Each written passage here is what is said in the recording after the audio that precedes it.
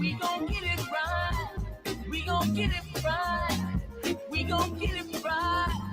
We gon' get it right. Protest the anthems, yes, we chanting a movement of people. It's like we dancing to the ministry of, it's the energy of, in memory of them that we love. The trinity of the people, the peace, the power, the truth. We speak the powers even louder. We can say it blacker, we can say it prouder. A woman vice president that went to Howard. Now we talk helping black businesses, and our differences is magnificent. Bringing light to the point where the business is. I was told good life is where forgiveness lives. The ascension is to leave what's left behind and feed the seeds for deeds that bless the mind, caress the mind and question justify. With you and God in time, I best align.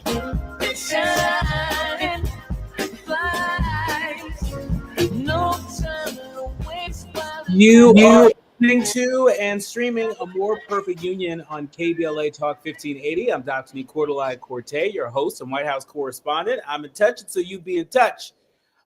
Follow me on all the social media platforms at Dr. Nii-Quartelai. Just type in Dr. Nii-Q, D-R-N-I-I-Q, and I pop right on up fresh for you to follow. Also, be sure to download the KBLA app to listen to us live or on demand, or just tell Alexa to play KBLA Talk 1580, and there we are for your listening pleasure. Last but not least, subscribe. Did I mention subscribe to A More Perfect Union podcast? That way you'll never miss an episode. Now, it's July 1st. We are firmly in the summertime, although here in Washington, D.C. today, it doesn't quite feel that way. It started off really nice, and it was relatively mild compared to earlier this week. But now it's storming, all in the same day. And so rain, go away. If you're not experiencing rain wherever you're at, get out and get some sun while you can before the sun sets. Speaking of sun setting, the sun has set on the so-called Big Beautiful Bill, at least in the U.S. Senate. Now it goes back to the House of Representatives. We'll talk more about that in a little bit, but let me just give you a sense of where we're going with today's show. In the second hour, we'll be talking to Desiree Cormier Smith. She is a native granddaughter of Los Angeles. She's also a former special U.S. representative on racial justice for the U.S. State Department. We're going to talk about the Haitians that are facing deportation to a country devastated by violence and famine. We'll also talk with her about an exclusive report from CBS News that the U.S. is holding detainees from Asia, Africa, and Europe at Guantanamo Bay immigration facilities. We'll talk to her about all of that, separate the facts from the fiction in the second hour. But in this hour, and if you heard that was just a little lightning and thunder. That's all right. We're good here. I told you it's storming here in D.C. In our first hour, we're going to be talking with Dr. Calvin John Smiley. He's associate professor of sociology at Hunter College for the City University of New York. Dr. Smiley is going to give us his hot take on the passage of the so-called Big Beautiful Bill in the Senate. We'll also talk about Trump visiting visiting a place where he will house future detainees, the Alligator Alcatraz. We'll be talking to him about that, and plus everything that is afoot in higher education from the University of Virginia to the University of Pennsylvania, and so many in between. But first, it's time for your national news roundup. It's time for the good, bad, and ugly headlines of the day. Kicking us off, NPR is reporting that the Senate GOP has passed Trump's sweeping policy bill, setting up a decisive vote in the House. Senate Republicans have passed President Trump's signature domestic policy bill, setting the stage for a final vote in the House on legislation that will cut trillions, that's trillions with a T, trillions of dollars in taxes while scaling back spending on Medicaid, on food assistance, on clean energy programs. The final vote was 51-50 with Vice President Vance breaking a tie. 3 Republicans broke ranks and voted against the bill. Susan Collins of Maine, Tom Tillis of North Carolina, and Kentucky's Rand Paul Notice how I didn't say Senator Lisa Murkowski of Alaska. We'll be talking about her in just a little bit, so don't you worry. But the bill now heads to the House, where some GOP lawmakers are already signaling major objections. Major objections. And so we know that Tuesday's vote, it capped off weeks of contentious negotiations between fiscal hawks who wanted deeper spending cuts and a handful of other Republicans who expressed concerns that the cuts in the bill could have deep impacts across the country. So we'll be unpacking all of that in a moment with Dr. Calvin John Smiley. But in other news, back at home in Los Angeles, LAist is reporting that nearly 1,000 LA fire property owners who chose to clear debris themselves are overdue. Overdue. After the LA fires, property owners had the option, you might remember, to let the U.S. Army Corps of Engineers handle debris removal, or they could choose to take care of it on their own dime. And for those who didn't join the program, the deadline is passed, and LA County says that 980 lots still haven't been cleaned up. And so how many lots aren't finished, you might be wondering? Well, over 1,000 lots have been cleared privately, but almost just as many still aren't done. That's according to the county spokesperson. As of Tuesday evening, 980 properties in unincorporated areas of LA County have not fully completed their private debris removal.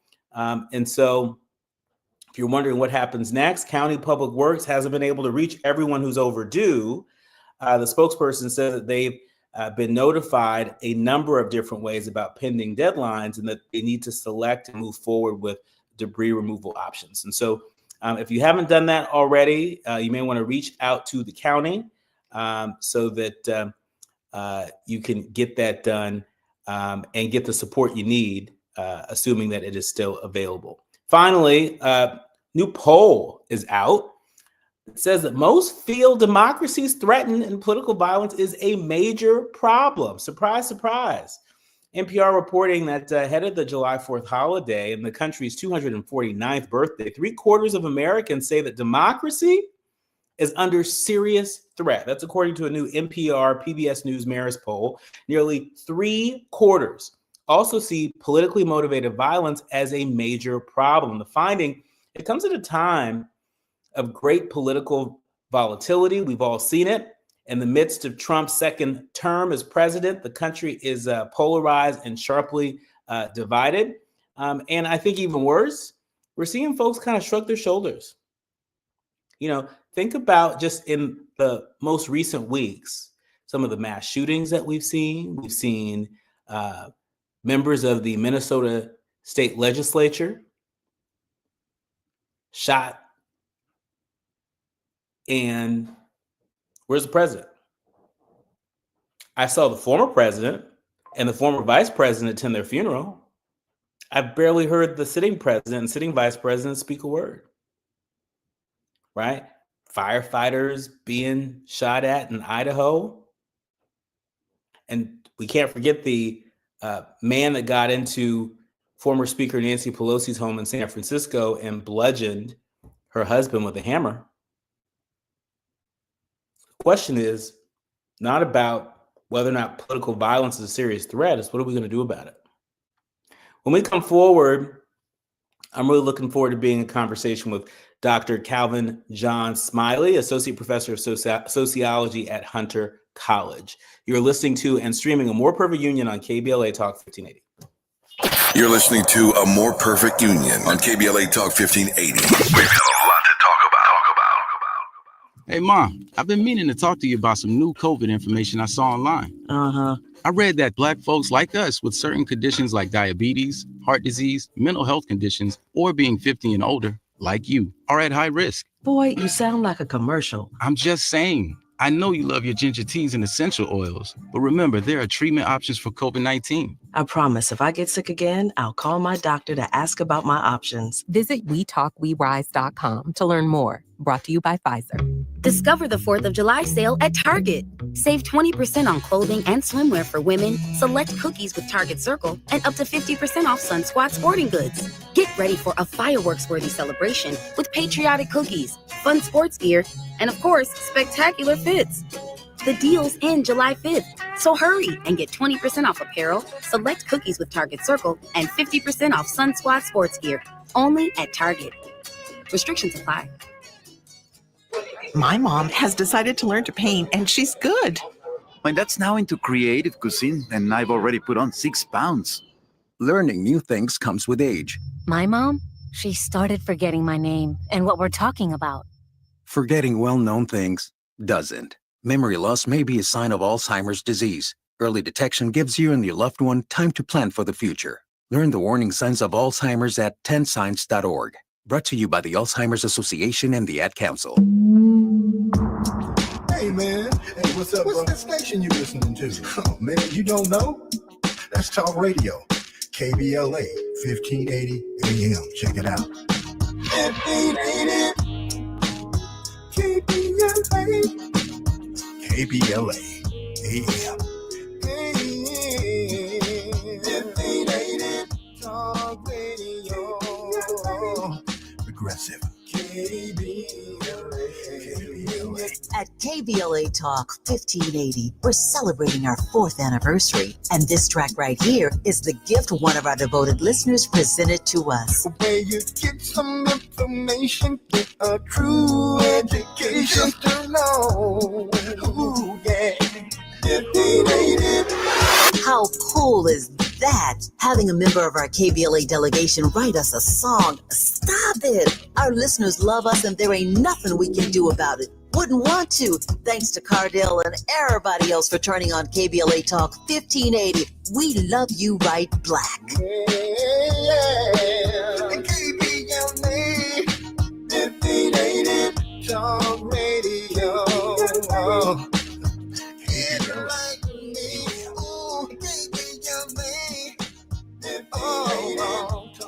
Radio. Progressive. KBLA.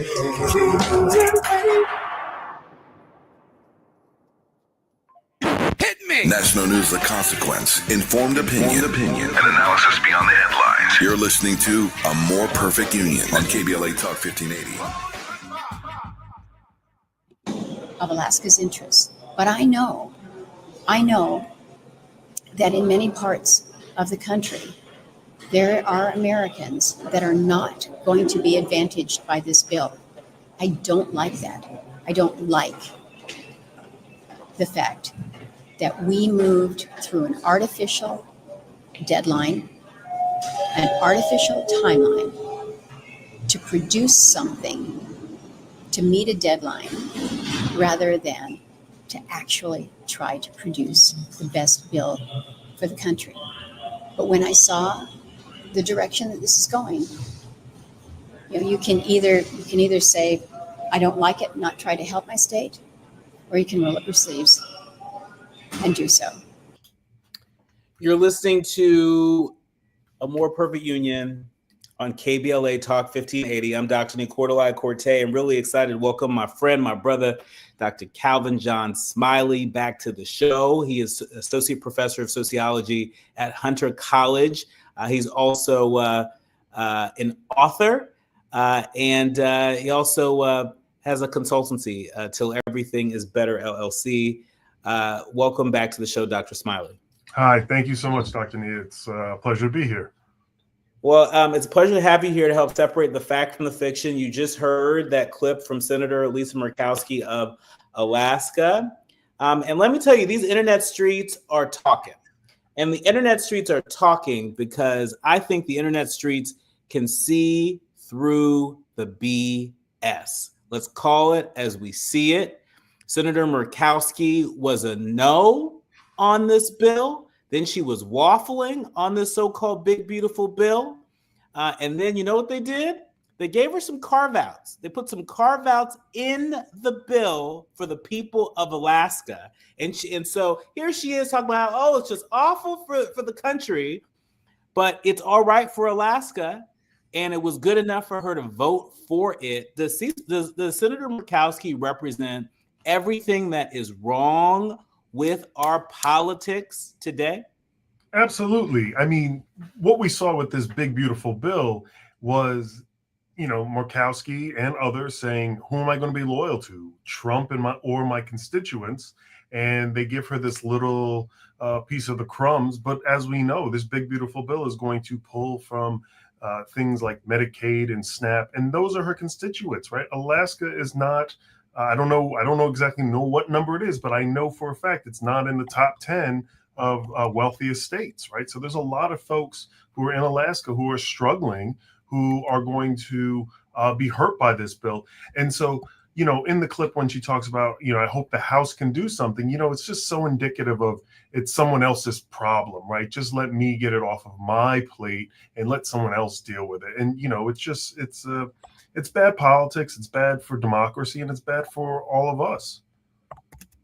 I mean, I've really been in the mood all day, and look, you win some, you lose some, right? But I would almost respect it more if she said, you know what, they did me a solid, I'm gonna do them a solid, right? I mean, but I think it's the charade. It's the charade that drives people crazy. It's the charade that makes people enraged. Yeah, absolutely. It's because we know that she's still going to get her medical coverage. That's, a public option. She's not going to lose her salary if the, country goes into a deficit or if it goes into shutdown in the future. So people are really tired of this. And, I agree with you 100% that just say it what it is. I think to his credit is that's one of the things about Trump is he kind of just, says it, right? He's direct in that way. Whereas this kind of waffling is just, it's played.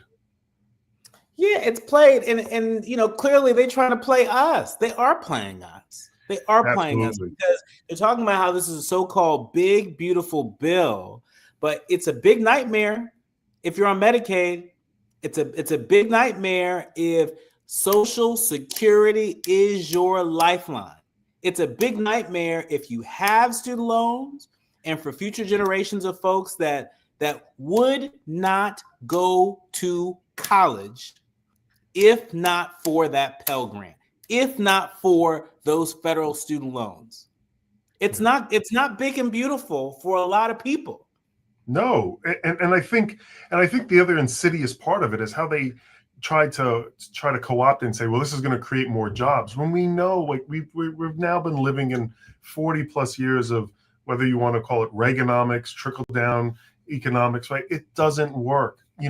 They're doing a wealth transfer that has never been seen in history, and we know by history that money never comes back down to the people. And so at a moment where people can't afford groceries, where housing costs are through the roof, people don't want to hear about, giving more money to the rich is going to make more jobs. And I think what's really indicative of that is where I am in New York, where we just had a state assembly person just basically oust a dynasty, right? Cuomo. And what is Zoran Mamdani's platform? Affordability. So this bill might be attractive to the uber wealthy, to the politicians who are trying to placate to those corporations, but it's not landing for everyday people who are trying to get by. Well, let me tell you, my face is tight. My face been tight all day. My face gonna be tight. And a lot of people's faces should be tight. But guess what? This bill is in the House of Representatives, so there's still time to reach out to your representative. And so to our audience, particularly those that may live in districts that are represented by Republicans, right? I would put the Capitol switchboard number in your cell phone and call them repeatedly because, this is the last chance that people of conscience have. And I say people of conscience because, in my faith tradition, love thy neighbor. Mhm. I don't see a lot that's in this bill that's consistent with that. Not at all. And we're going to see, and I think that's one of the things when I teach around policy is that sometimes, there are some of us who are going to feel it immediately. But, we have to look at how policies today impact people 5, 10, 15 years from now. And so this is something that's going to have ramifications for generations. I mean, it feels like slamming the door on the hands of future generations. That's Absolutely. what this bill feels like. And look, there are Republican presidents that I think would be beside themselves looking at how this bill came together, looking at its impact on the deficit, right? $3.5 trillion, $3.8 trillion added to the deficit over 10 years.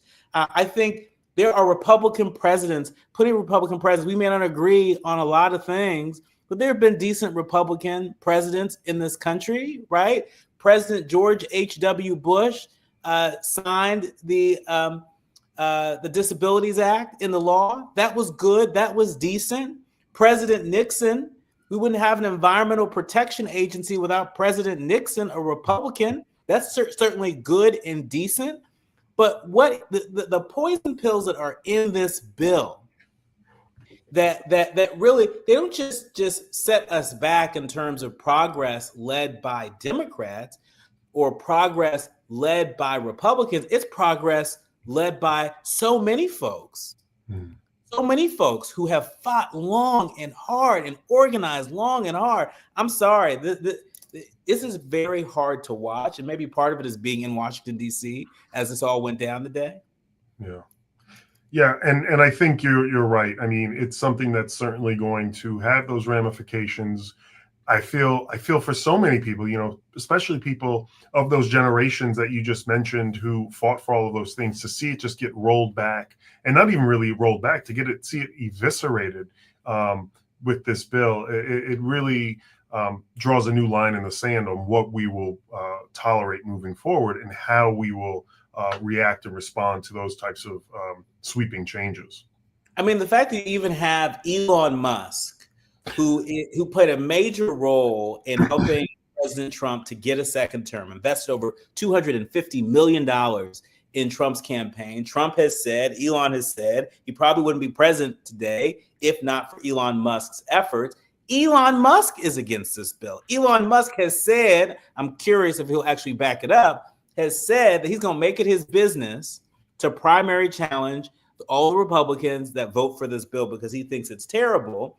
President Trump, this morning, as he was leaving the White House, threatened to have the Department of Government Efficiency re-examine government support for Elon Musk's businesses, saying in a Truth Social post shortly after midnight that there was big money to be saved. And so, what do you make of President Trump, his continued feud with Elon Musk and his willingness to, again, weaponize the government against another person who disagrees with him, in this case, the guy that helped him to get there? It just highlights, so soundly how Trump is loyal to Trump, right? He runs his cabinet, he runs his administration as organized crime would, right? It's you kiss the ring or you're out, and we will bury you. And so to even hear him say that he would even, and Trump does that interesting kind of like double talk and then like doesn't really say what he says, but he kind of infers on it when, asked would he deport Elon Musk, and he says, oh, we'd have to look into it. I mean, Elon Musk is a naturalized citizen. Now we do know that citizenry is on the table as well. But again, it just highlights that there's just this, bull in a china shop, and that is Donald Trump, and he does not care what he knocks over or breaks as long as he gets what he wants.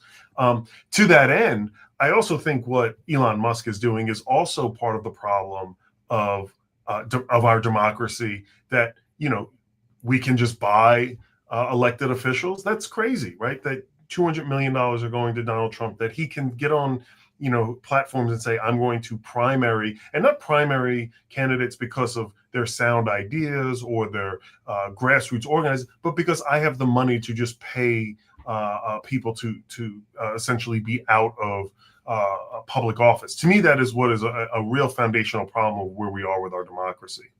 And for them, it is a great return on investment. $250 million invested in somebody's campaign, and look at how much money they're getting back in return just through tax cuts. We haven't even talked about the contracts for all the different companies that they have, whether you're talking about Elon Musk or Jeff Bezos, right? A number of their companies are already benefiting. And, they also get a big tax break if this bill passes through the House of Representatives. When we come forward more with Dr. Calvin John Smiley of Hunter College, there is so much happening in higher education today. So many threats to university presidents, so many threats to university systems that dare to affirm diversity, equity, and inclusion. We're going to dig behind these headlines when we come forward. You're listening to and streaming A More Perfect Union on KBLA Talk 1580.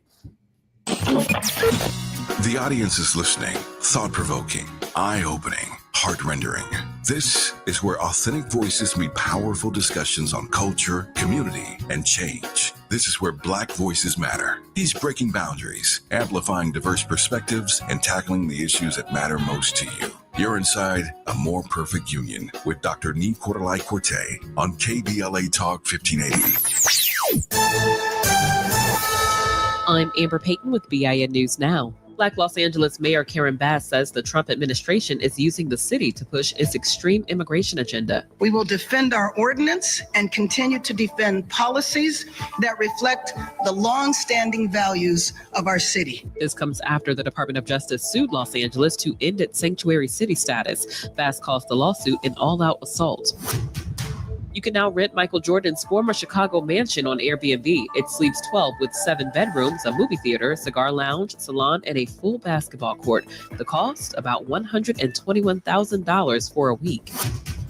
And former Presidents George W. Bush and Barack Obama are thanking U.S. foreign aid workers as most staff at USAID left Monday after the Trump administration shut it down. Bush praised their role in saving lives, while Obama called closing the agency a mistake. Get BIN News Now on demand 24/7 on the iHeartRadio app. So in East LA, this is the 60 eastbound from Downey Avenue all the way to Rosemead Boulevard in City Terrace. 10 eastbound slows at City Terrace Drive and stretches all the way to Azusa and Pasadena. Eastbound side of the 210, it's pretty heavy away from the 134 freeway all the way to Citrus. Tough on the 101. This is southbound starting in Calabasas. You've got some slowing in stretches from about Parkway Calabasas to Topanga Canyon. More slowing in Sherman Oaks from the 405 to the 170, 134 split. And slowing in Hollywood from Sunset Boulevard into downtown Los Angeles. Rapid radios are instant push-to-talk walkie-talkies, offering national LTE coverage and no subscription ever. Perfect for instant contact with an aging parent. For a limited time, go to rapidradios.com and you'll get an extra 60% off, free UPS shipping, and add code radio for an extra 5% off. This is the KBLA Sports Minute with Ray Richardson. Oklahoma City Thunder guard Shai Gilgeous-Alexander is now the highest paid player in NBA history. The Thunder gave SGA a 4-year contract extension worth $285 million. SGA's annual salary of $71.2 million is the highest ever for any NBA player. To give you some context, the most Michael Jordan made in a single season was $35 million. SGA is in a very rare category. He's one of only 4 NBA players to lead the league in scoring, to be voted most valuable player, and to win the championship in the same season. Jordan did it 4 times. Shaquille O'Neal did it in 2000 with the Lakers. Kareem Abdul-Jabbar did it in 1971 when he was with the Milwaukee Bucks. The Dodgers and Angels are back in action tonight after an off day Monday. The Dodgers are at home against the Chicago White Sox. The Angels are in Atlanta to begin a 6-game road trip. No debates, no speculation, just the info you need. That's your KBLA Sports Minute. I'm Ray Richardson on KBLA Talk 1580. Well, thank you. Yeah. At KBLA Talk 1580, we're proud to be celebrating 4 years on the air, but we know we could not have made it this far without you. We work hard every single day to curate conversations that will enlighten, encourage, and empower you. So, from all of us at KBLA Talk 1580, a big thank you for your love and support. You don't know how much you mean to me. And by the way, if your smartphone did not update automatically, be sure to download our brand new KBLA 1580 app. We think you'll love all the new features, including new ways to send us photos and video in real time. Whenever news breaks, while we're on the air, it's a new dawn, a new day for KBLA Talk 1580. And we're glad you're on this journey with us. You never turned away, you were right there. And I thank you, thank you. KBLA Talk 1580. We've got a lot to talk about.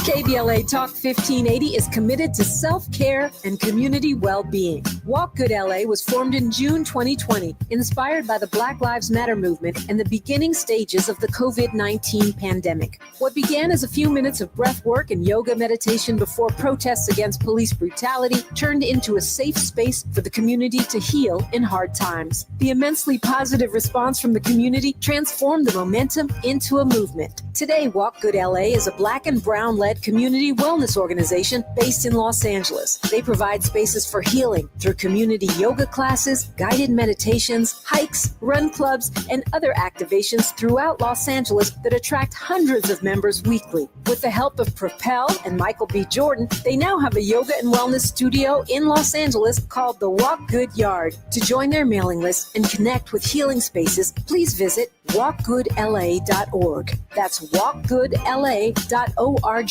Or find them on Instagram at walkgoodla. This is a community call to action, a community call to healing from KBLA Talk 1580.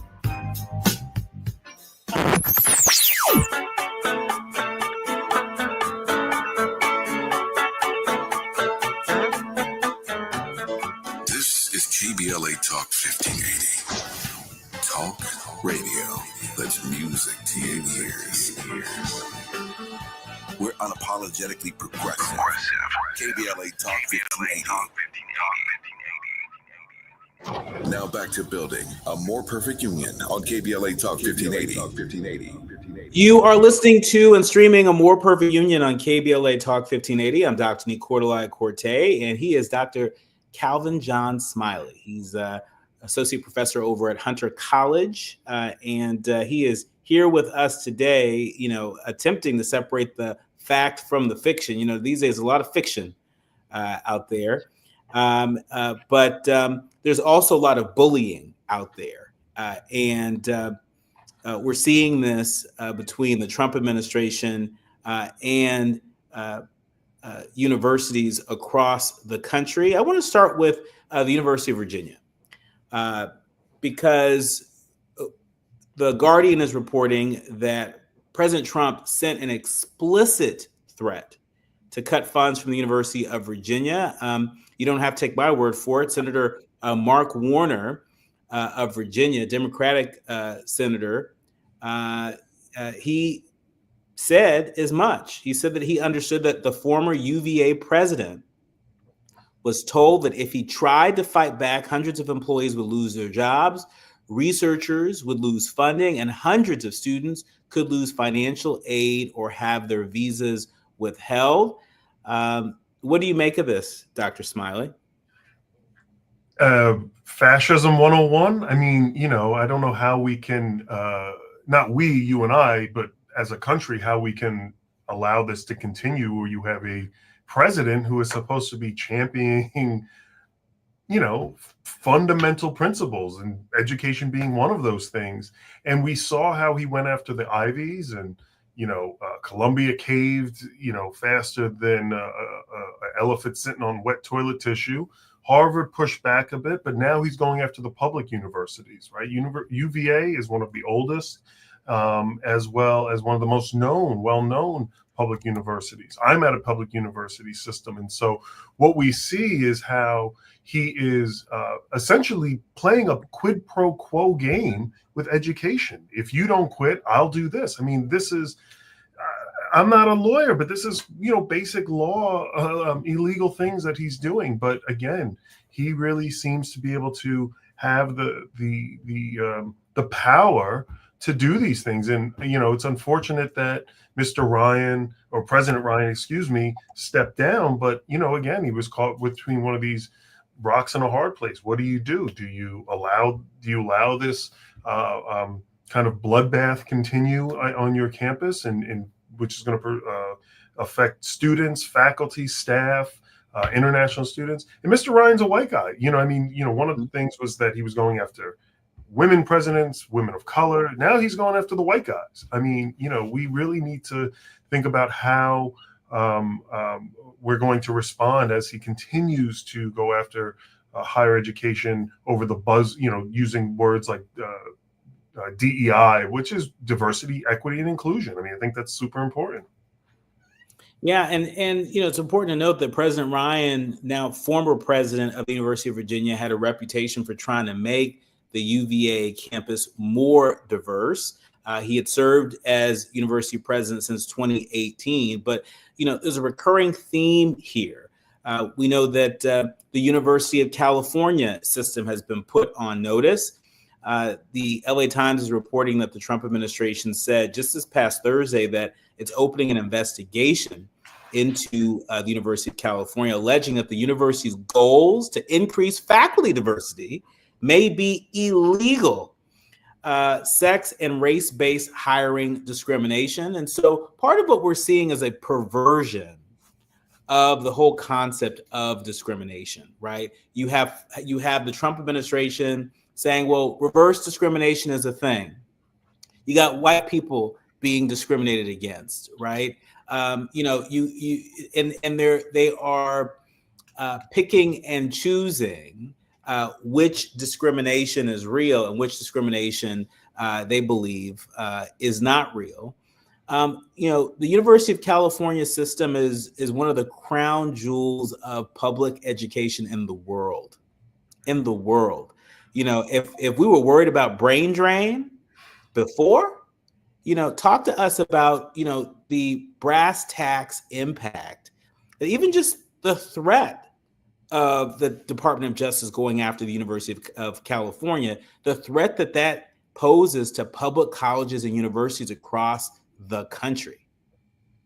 Well, the first thing is, what he's doing, and what you said about this perversion of like who the victim is, that is literally white supremacy, neo-Nazi rhetoric 101, right? Where it's white people are being threatened, that their population is going to be under scrutiny. And it's just a fallacy, but it's a way to drum up support through these kind of fabricated moral panics that don't really exist. But to your question about the UC system, I mean, I think this is huge. I mean, now the UC system might be able to push back because it is large. It's in California. There's more state funding to maybe push back on it. But to your point, how do other states do this that don't or don't have as much taxpayer dollars that are going into the state public institutions of higher education? How do they combat this? And the way that we do it is that we have to essentially make those sacrifices. I mean, things don't change because people just got what they wanted. And, when we think about our historical leaders and the people that we celebrate and look to, they made sacrifices. They made sacrifices in some cases with their own lives, and other times being put in jail or prison or having their lives, public and private lives, destroyed. But they didn't kowtow and cower to this kind of fascism. And so, what are university presidents going to do? What are the board of trustees going to do? What are faculty going to do? I know what I'm going to do. I'm going to keep teaching what I teach and talking about the issues that are important to me in my classes. And, if they come, then they come, but you have to be ready and prepared. So speaking of kowtowing, I'm curious as to how you read this. University of Pennsylvania has agreed to ban transgender women from its women's sports team to resolve a federal civil rights case that found that the school violated the rights of female athletes. Did the University of Pennsylvania make the right decision here? Did they essentially give in and give up the fight against the Trump DOJ? In short, yes. I mean, I was a swimmer. I swam all 4 years at a school up the road from UPenn, Lehigh University, Division I athlete, all 4 years. We used to swim against UPenn.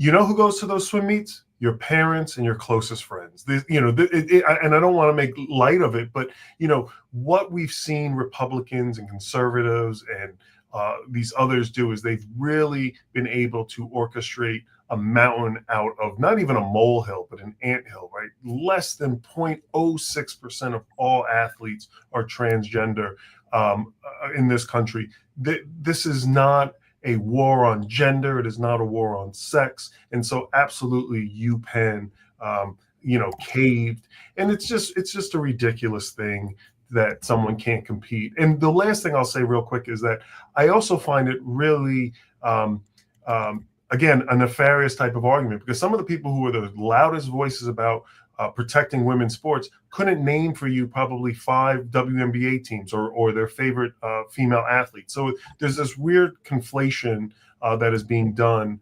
but because of the more nefarious policies that they're trying to push back. I've got to ask you this. I mean, just the politics of this. We've talked about Trump going after the president of the University of Virginia. We've talked about President Trump going after the University of Pennsylvania, the University of California. At least 2 out of the 3 states he won in 2025 or 2024 rather. How do you expect for his going after these public universities in these really important states for Republicans? What do you think the long-term effect will be, and what will the short-term effect be in the 2026 midterm election? Well, I think I know a lot of folks around the country look at New York as an outlier, but I think if we look at what just happened here in New York, we cannot downplay that a Democratic dynasty, which has moved to the right itself, has just been beaten. And so I think that there is at least a game plan, and that game plan is to make sure that you have a campaign, make sure that you have young folks energized to get out there and vote, that you have taglines that people can understand and that are palatable. Zohran Mamdani's tagline is affordability. So that's what people want. And so that is a path forward, even in these red states, because Zohran was flipping red districts here in New York. I mean, he flipped a district in Staten Island, which is notoriously known for its Republican and more conservative ways. So there is hope. And as abolitionist Miriam Kaba says, hope is a discipline, and we have to continue to practice it. Well, speaking of abolitionists, in our remaining moments with you, it's important I remind our leaders, learners, and listeners that you're also author of Purgatory Citizenship, Reentry, Race, and Abolition, as well as another book, Defund, Conversations Towards Abolition. Today, CBS News broke a major story.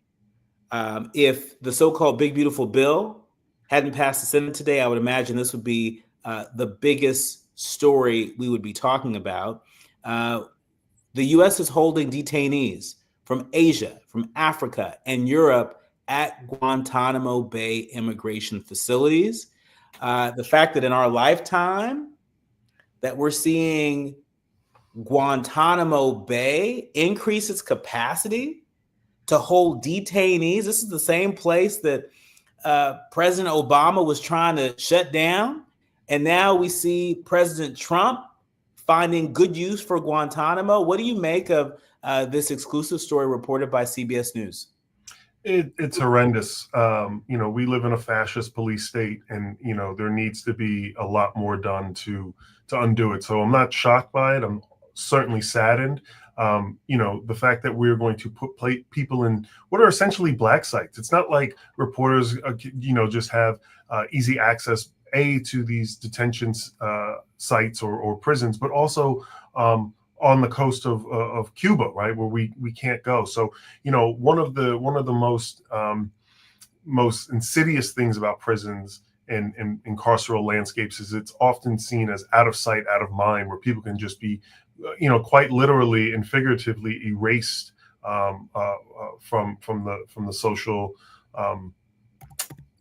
social sphere. And so I saw that. I saw what they're calling that alligator thing, and their concentration camps. Alligator Alcatraz. Yeah, alligator Alcatraz. I mean, they're concentration camps. I mean, I don't know how anyone can see those images of having these thin metal frame beds in cages and just piled on top of each other and not look at that and say, we are not practicing 1930s Germany, and certainly moving towards it. And I don't mean that as hyperbole. That is where we are. I mean, we are really at a crossroads and an impasse of how we're going to move forward. And I know you said at the top of the segment that people have talked about violence, and that is certainly something that people are scared by, and that threatens democracy. But at the same time, people are like, what else do we do, right? If the plan that we have is not working, what is the next step? And I think a lot of people are starting to think about the serious consequences of that. Just a reminder to folks who are just learning about Trump holding detainees in Guantanamo Bay, this exclusive reported by CBS News. Part of what they're saying is that the folks who are detained there are being separated from terrorism suspects, but they include nationals from China, from Jamaica, from Liberia, and the UK, according to some federal documents. And so for people out there who don't see the ICE raids and the detention of immigrants as an issue that impacts Black folks, for those who look at the exit polls from the 2024 election and just say FAFO, as if what happened doesn't impact all of us. This is a clear, living, breathing example of how the police state, how the surveillance state, how it impacts us all. Said it best. Yeah. I mean, I'm also at a loss of words because I think for me, it's like, I read about this, I write about this, I do work in these spaces, so I see how it's affecting not only the individuals there, but think about the family members, think about the community, right? Communities are literally drying up because people don't want to be in community because of the fear that an ICE agent or a police officer or somebody from the government is going to snatch up either themselves or a loved one. This is not the American dream, but it is the American nightmare. Ain't coming, full pendulum swing back to, what this country was, unfortunately founded upon, right? Death, destruction, and violence. Our thanks to Dr. Calvin John Smiley of Hunter College. We appreciate you showing up here and helping us to navigate this torrent of really deeply upsetting news about what's happening in our country. But we thank you for reminding us of the humanity, right? Reminding us that these are issues that impact real people, real families, who celebrate birthdays and holidays and have memories that they hold dear, right? That are scared. They're scared for what's happening to their loved ones. Real people. Not a number, not some parlor game in Washington, D.C., real people. And so thank you for always reminding us that the fight ahead is about real people and real justice. Thank you. You're listening to and streaming A More Perfect Union on KBLA Talk 1580, the quiet part out loud when we come forward. Striving to make America a nation as good as its promise. This is A More Perfect Union on KBLA Talk 1580. We've got a lot to talk about. Hey, listen to this. All it needed was a new starter. Got a great deal on eBay. Did it myself. Yeah, that's cool. But how about the soft purr of an upgraded exhaust when it fits just right? For me, it's the little things, like these new windshield wipers from eBay I installed. From small fixes to big upgrades, eBay has all the parts you need at prices you'll love, guaranteed to fit every time. eBay, things people love. Eligible items only. Exclusions apply. Hello, I'm Joe Cordell, founder of Cordell & Cordell. Divorce is complicated, especially when your small business or professional practice is involved. At Cordell & Cordell, we understand that these assets raise unique valuation and allocation issues. For 35 years, we've helped doctors, lawyers, and small business owners navigate divorce with confidence. Call us at Cordell & Cordell. Let me tell you, I understand on a personal level, your business is much more than a job. It's your legacy. 1455 Frazee, San Diego. CordellCordell.com. When you're hiring, have you ever felt like you're missing out on meeting truly great candidates for your roles? It seems impossible to find them, but they have to be out there somewhere, right? Well, they're not hard to find when you know where to go, and that place is ZipRecruiter. And right now, you can try ZipRecruiter for free at ZipRecruiter.com/free. ZipRecruiter helps 10 million people with their job search every day. And because these people are actively looking for jobs just like yours, it's easy to find the right person right away. In fact, 4 out of 5 employers who post on ZipRecruiter get a quality candidate within the first day. But if you're not using ZipRecruiter, you're missing out. So see what it's like when the impossible is easy. When you go to ZipRecruiter.com/free right now to try ZipRecruiter for free. Once again, that's ZipRecruiter.com/free. ZipRecruiter.com/free. Never miss out on great candidates with ZipRecruiter. KBLA Talk 1580. KBLA Talk 1580, connecting you with services and solutions. Worried about eviction? You have rights, and Stay Housed LA can help. Stay Housed LA is a partnership between LA County, the City of Los Angeles, and local service providers. From Lancaster to Long Beach, we're here to help you with tenant education workshops, legal clinics, free legal services for eligible tenants, and online resources about tenant protection laws. Don't face eviction alone. Call our hotline at 1-888-694-0040. That's 1-888-694-0040. Or visit stayhousedla.org. Stay Housed LA, keeping Los Angeles residents in their homes. Stay Housed LA, your rights, your home, our community. This is a community call to action from KBLA Talk 1580. We face tragedy, but we don't fall into despair. We continue our work to build a more perfect union. You're listening to and streaming A More Perfect Union on KBLA Talk 1580. It's time for the quiet part out loud. ProPublica reporting that a striking trend is afoot. You see, after Texas banned abortion, more women nearly bled to death during miscarriage. Let me explain.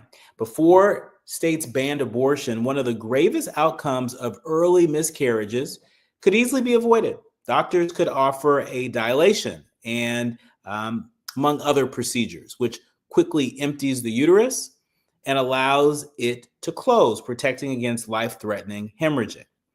But because the procedure known as D&Cs are also used to end pregnancies, they've gotten tangled up in legislation that restricts abortions. Reports now abound of doctors hesitating to provide them, and women who are bleeding heavily being discharged from emergency rooms without care, only to return to such dire conditions that they need blood transfusions to survive. A ProPublica report last year said that one woman died. She died of hemorrhage after 10 hours in a Houston hospital that didn't perform the procedure. Now, a new ProPublica data analysis adds empirical weight to the mounting evidence that abortion bans have made the common experience of miscarriage, which occurs in up to 30% of pregnancies, far more dangerous. It's based on hospital discharge data from Texas, the largest state to ban abortion, and captures emergency department visits from 2017 to 2023, the most recent year available. You see, after Texas made performing abortions a felony in August 2022, ProPublica found that the number of blood transfusions during emergency room visits for first trimester miscarriages shot up by 54%. I don't need to tell you that elections matter, that how you vote, that who represents you might mean the difference between life and death, your next doctor's visit. And that's if you have the insurance to get to a doctor. You've been listening to and streaming A More Perfect Union on KBLA Talk 1580. More in our next hour on KBLA Talk 1580. KBLA 1580 Santa Monica. I'm Amber Payton with BIN News Now. Black New York City Mayor Eric Adams claims rival Zohran Mamdani supports Hamas, urging Jewish voters to take note. I think that Jewish voters are going to do an analysis to determine exactly where he stands on these important issues. Mamdani, who's favored to win in